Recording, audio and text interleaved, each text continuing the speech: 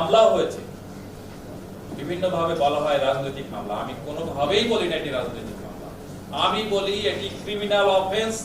Criminal অফেন্সের কারণে এই মামলাগুলি হয়েছে।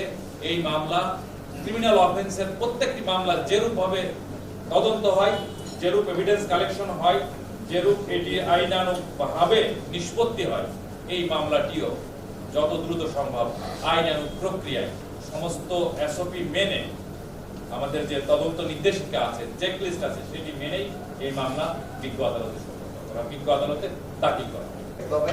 কারণ কুতুব দিয়ে আবদার হোসেনের একটাই রাস্তা আজম সড়ক, আর আমাদের মাঝখানের রাস্তাটা আপনারা সুন্দরভাবে করেছেন, বাট কিছু ছড়ার কারণে, পানির স্রোত অতি বর্ষার কারণে কিছু জায়গার কিছু শোল্ডার এবং এতে ক্ষতিগ্রস্ত হচ্ছে, এগুলো একটু খেয়াল রাখতে হবে।